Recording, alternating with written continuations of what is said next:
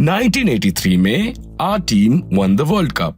उसके 11 साल बाद तक लोगों को पता भी नहीं था कि मैच फिक्स भी हो सकता है। अरे ये तो जेंटलमैन्स गेम है, इसमें क्या फिक्स होना। अरे यार सीधी तरीके से ही तो खेलना है, बस रन बनाना है और क्या, जीत हासिल करवानी है, अपनी देश को जिताना है। लेकिन फिर एक बहुत बड़ा रेवलेशन सामने आना था।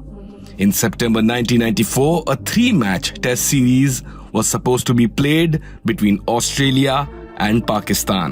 और उसी टाइम हमारी आम जनता को पता चलना था कि मैचेस फिक्स्ड भी हो सकते हैं। एक दिन पाकिस्तानी क्रिकेटर सलीम मलिक की बात होती है शेन वॉर्न से और उन्हें ऑफर किए जाते हैं $2,76,000 जी हां, उस समय के हिसाब से सोचिए आप, इतनी बड़ी रकम दी जा रही थी, जिसे इंडियन रुपीस में कन्वर्ट करें तो उसकी वैल्यू है 2 करोड़ या उससे भी ज्यादा। ये जो रीजन था इसका, ये यही ठहराया जा रहा था कि अगर हम ये मैच हार जाएंगे हमारे ही होम सॉइल में, हमारे ही सरजमीन पर, तो हमारे ही नहीं, हमारे घर वालों के, हमारे रिश्तेदारों के घर जला दिए जाएंगे।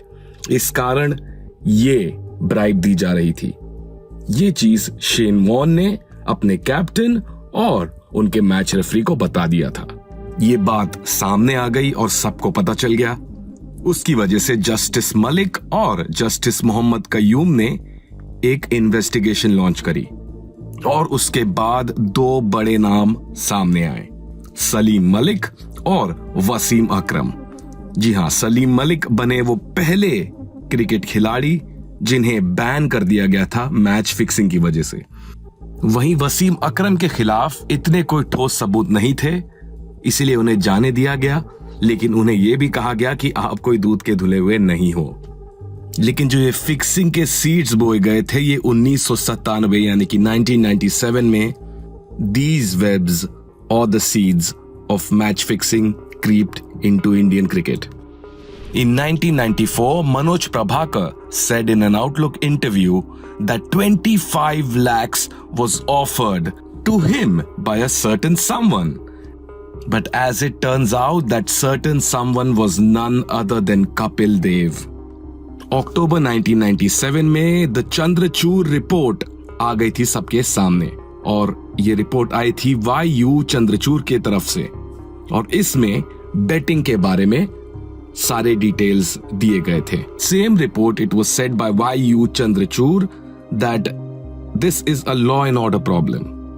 But 3 years later in 2000, South Africa comes to India for a few matches, 2 tests and 1 one-day from 19th of Feb 2000 till 19th of March 2000. There are also some dark names involved in this.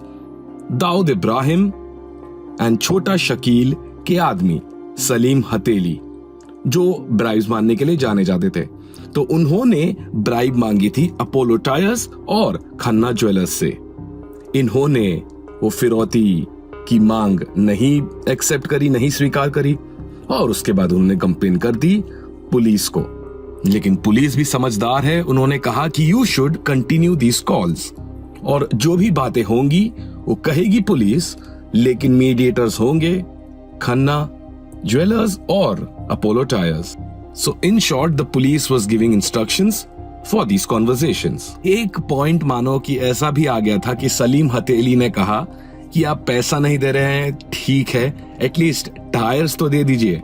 जी हाँ, एक ऐसी स्थिति में आ गए थे कि Apollo tyres से tyres ही मांग लेते और शायद से कहा होगा खन्ना ज्वेलर्स को कि ज्वेलरी ही दे दीजिए आप, अगर आप पैसा नहीं दे रहे हो तो। Anyways, back to the topic. नवंबर में सलीम हथेली यूज कर रहे थे कृष्ण कुमार का नंबर। ये कृष्ण कुमार गुलशन कुमार के भाई थे, जिनका कनेक्शन भी अंडरवर्ल्ड से था, क्योंकि उनका मर्डर भी कहा जाता है कि अंडरवर्ल्ड ने किया है। तो उनके भाई का नंबर यूज किया जा रहा था और पुलिस का काम था कि कृष्ण कुमार के नंबर को टैप किया जाए। 19 फरवरी 2000 को South Africa versus India was supposed to happen and during this time India was staying at the Taj hotel and Sanjeev Chawla was staying there. He came from London where his number was also given by Krishna Kumar.